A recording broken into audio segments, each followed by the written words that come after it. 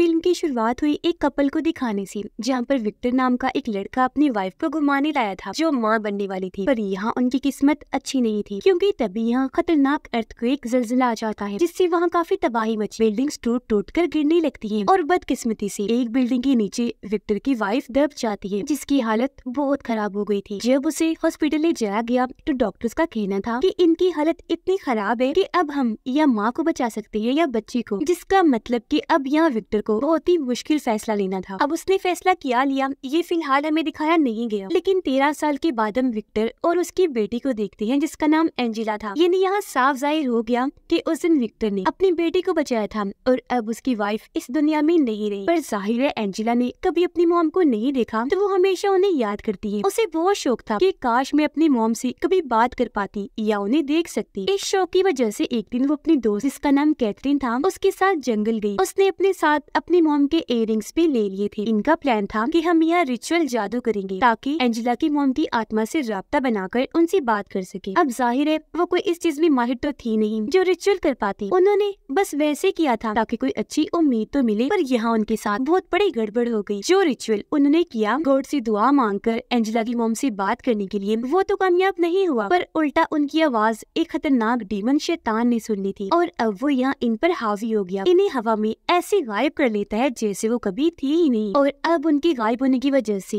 Angela की dad Victor और Catherine की फैमिली काफी परेशान हो जाती है। उन्होंने पुलिस को भी रिपोर्ट की उनकी लापता होने की, जिन्होंने हर जगह उन्हें ढूंढा पर वो कहीं भी नहीं मिली। कोई सुराग तक वो ढूंढ नहीं पा रहे थे। अब जब विक्टर घर आया तो कुछ औरतें उसके घर के बाहर दुआएं कर रही थी, रिचुअल कर रही थी, जिन सबको विक्टर वहाँ से भगा देता है क्योंकि उसका इन चीजों पर यकीन नहीं रहा जब से उसकी वाइफ की मौत हो गई थी। पर फिर भी जैसी तैसी उन सब की दुआएं काम कर जाती हैं, क्योंकि 3 दिन के बाद दोनों लड़कियां एक शर्ट से मिल जाती हैं जो उनके एरिया से काफी दूर था। दोनों को फौरन वहाँ से लाया गया। अब उन्हें लग रहा था कि हम सिर्फ 2 या 3 घंटे के लिए ही गायब हुई थी, पर धक्का उन्हें तब लगता है जब उन्हें पता चला कि हम 2-3 घंटे नहीं बल्कि 3 दिन से लापता थी। दोनों लड़कियों की हालत देखकर साफ लग रहा था कि ये वो एंजेला और कैथरीन नहीं है जो गायब हुई थी, बल्कि अब वो अपने साथ एक खतरनाक डीमन को ले आई थी, क्योंकि उनके हाव भाव बर्ताव हर चीज एकदम बदल गई थी। ये कुछ खाती पीती नहीं थी, अजीब तरह से रहती है और ऐसी ऐसी ताकतें इस तरह की चीजें दिखाती है जो 13 साल की बच्चियों में हो ही नहीं सकती। दोनों लड़कियां एक दूसरे को महसूस भी कर सकती थी, क्योंकि इन दोनों को एक ही शैतान ने पोजेस्ड अपने कंट्रोल में किया था। यानी दोनों के अंदर एक ही डीमन है। इनमें बहुत गुस्सा भर गया था। एंजेला की हालत तो अचानक इतनी खराब हो गई कि वो अपने घर में अपने डैड को ही मारने लगी। वो बार बार अपनी माँ से मिलने की जिद करते हुए गुस्सा दिखा रही थी, यहाँ तक कि अपने नाखून खुद ही उखेड़ लेती है और अपने पेट पर मारकर उसने जख्म कर दिए थे, जिसकी हालत देखकर उसे फौरन हॉस्पिटल ले जाया जाता है। ना सिर्फ एंजेला का बल्कि कैथरीन का भी यही हाल था। उसके मिलने की खुशी में चर्च में दुआएं हो रही थी, जश्न मनाए जा रहे थे, पर वो इन चीजों से चिढ़ जाती है। वो चर्च का सारा खाना और शराब खराब कर देती है। अपना हुलिया भी उसने काफी बिगाड़ लिया था, कपड़े गंदे, बाल बिखरे हुए, काफी अजीब हालत में वो चर्च में आती है। वहाँ जोरों से चिल्लाने लगी क्योंकि उसके अंदर शैतान था, तो उसे ये सब अच्छा नहीं लग रहा था, इसीलिए उसे भी फौरन उसी हॉस्पिटल में ले जाया गया। दोनों बच्चियों की हालत देखकर उनकी मॉम डैड आपस में बात करने लगी। कैथरीन की मॉम डैड कहते हैं कि वो लड़कियां जरूर जंगल से अपने साथ कोई डीमन लेकर आई है, जब भी उनका ऐसा हाल है। यहाँ वो इस बारे में भी बात करती है कि जब जीसस क्राइस्ट को क्रॉस पर लटकाया गया था तो वो वहाँ से हेल यानी जहन्नम गए थे शैतान के पास, ताकि उसे अपने कब्जे में कर ले। ऐसा करने के बाद वो वहाँ से 3 दिन के बाद लौटे थे और अब यहाँ इन दोनों लड़कियों के साथ डीमन ने बिल्कुल वैसे किया। ये भी 3 दिन के बाद आई और एकदम बदली हुई। सबसे बड़ी बात, जो भी इन लड़कियों के साथ हो रहा था उसका इलाज डॉक्टर्स के पास भी नहीं था। उन्हें समझ नहीं आ रही थी अचानक से इतनी ताकतें आ जाना, डीमन जैसी चीजें करना वगैरह, जिससे अब विक्टर को भी इस सब पर यकीन होने लगा था, यानी कि सच में उनके साथ कोई बहुत बड़ी गड़बड़ है। एंजेला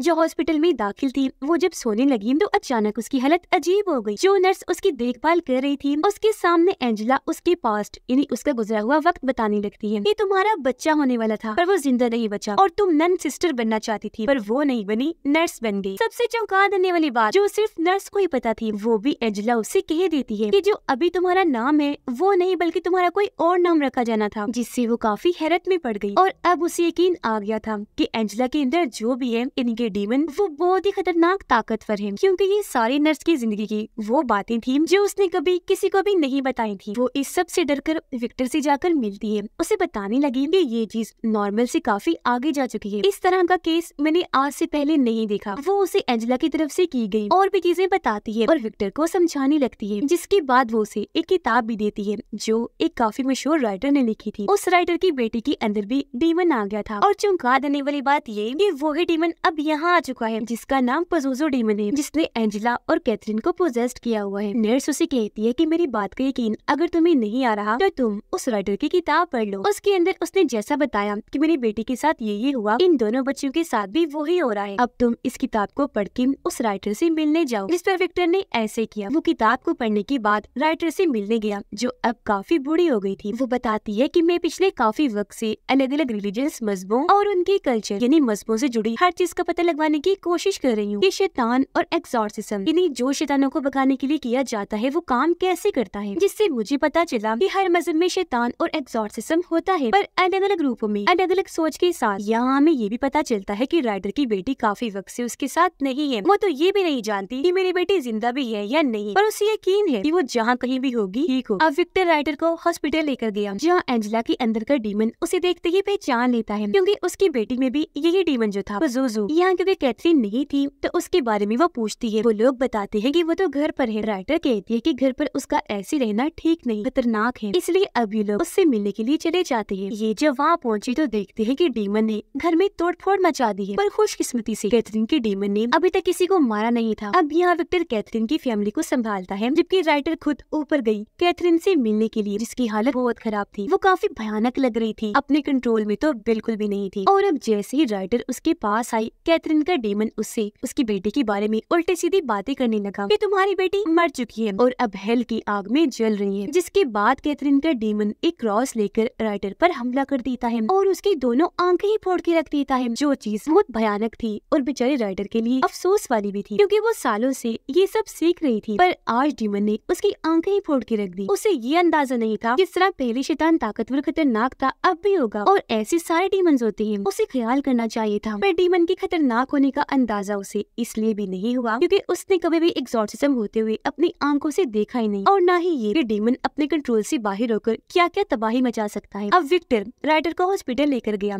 और उससे माफी मांगता है कि मैं ही तुम्हारे पास आया, ना तुम यहाँ आती और ना तुम्हारा ये हाल होता। जिसके जवाब में राइटर कहती है कि इसमें तुम्हारा कोई कसूर नहीं और मैं नहीं मानती कि मेरी बेटी मर चुकी है। जो चीज शैतान ने कही मुझे लगता है कि वो मुझे कमजोर करना चाहता है, तो तुम भी कमजोर मत पड़ना क्योंकि इस डीमन को हराने के लिए सिर्फ चर्च ही काम नहीं आएगा बल्कि सबको एक होना होगा। ना सिर्फ ये बल्कि अलग अलग रिलीजन्स को भी एकजुट होकर रहना होगा, तब जाकर ये डीमन हारेगा। जिसके बाद अब यहाँ एक काफी बड़े एक्सॉर्सिज्म की तैयारी की जाती है उनका डीमन भगाने उसे हराने के लिए। यहाँ पर विक्टर एक प्रीस्ट को लेकर आया था, एंजेला की नर्स भी थी और कैथरीन की फैमिली के कुछ फादर्स भी थे। किसी दूसरे मजहब वाले आदमी को भी बुलाया था, यानी कि अब यहाँ सारे रिलीजन्स एक साथ हो गए थे सिवाय चर्च वालों के, क्योंकि एक फादर घर से बाहर थे, अंदर ही नहीं आ रहे थे। वजह ये थी कि उनको एक्सॉर्सिज्म के लिए या उसमें शामिल होने की इजाजत नहीं मिली थी। उनके चर्च वालों का मानना था कि हम इस चीज में नहीं पड़ेंगे। दोनों बच्चियों को किसी दिमाग के डॉक्टर को चेक करवाना चाहिए क्योंकि उन्हें लग रहा था कि ये सब डीमन की बस चाल है। इसीलिए अब फादर नर्स को क्रॉस और बाइबल देती है और खुद जाकर गाड़ी में बैठ गई, दुआएं करने लगती है क्योंकि वो जानती थी कि नर्स ऐसा कर सकती है। नर्स बनने से पहले उसने नन सिस्टर की ट्रेनिंग ली थी। अब दोनों बच्चियों को कुर्सी से बांध दिया गया और सब आगे आगे आकर दुआएं और न जाने क्या क्या पढ़ने लगे, पर इसका कोई भी फायदा नहीं होता। सब मिलकर काफी कोशिशें करते हैं, सख्त किस्म का रिचुअल करते हैं और अलग अलग जुबान में दुआएं पढ़ी जाती हैं। एक्सॉर्सिज्म हो रही थी पर सब जाया जा रहे थे क्योंकि पजूजो डीमन बहुत ही खतरनाक था। एक वजह ये भी थी कि ये पजूजो को कमजोर नहीं कर पा रहे थे और वो थी यहाँ सबके दिल में डर था, यकीन की कमी थी, जिस चीज का फायदा उठाकर ही पजूजो ने परेशान करने लगा। कमजोर करने के लिए उल्टी सीधी बातें करना शुरू कर देता है। नर्स को भी उसने काफी चिढ़ाया। अब जब विक्टर रिचुअल किया हुआ डीमन का पानी और बाकी फालतू सामान फेंकने जा रहा था तो उसे देखकर अब फादर को जोश आ गया। वो गाड़ी से उतरी, अब खुद अंदर जाकर एक्सॉर्सिज्म करना शुरू कर देती है, जिससे चालाक पजूजो कमजोर होने का नाटक करता है। पर हम जानते हैं वो किस कदर खतरनाक है। वो फादर की गर्दन को बुरी तरह मरोड़ के रख देता है और ऐसे उनकी दर्दनाक मौत हो जाती है, जो भयानक नजारा देखकर सब काफी डर जाते हैं। अब यहाँ ये राज खुलता है कि 13 साल पहले जब विक्टर की वाइफ की हालत खराब हो गई थी, जैसा कि मैंने आपको बताया, डॉक्टर्स ने उसे 2 ऑप्शन दिए थे, यानी वो अपनी बच्ची को बचाए या वाइफ को। पर हमें लगा था कि उसने अपनी बेटी को बचा लिया क्योंकि एंजेला जिंदा थी, लेकिन ऐसा नहीं था। वो तो डॉक्टर्स को ये कह रहा था कि मेरी वाइफ को बचाओ, जबकि उसकी वाइफ बार बार ये कह रही थी कि मुझे नहीं, मेरी बच्ची को बचाया जाए। पर क्योंकि वो काफी जख्मी थी,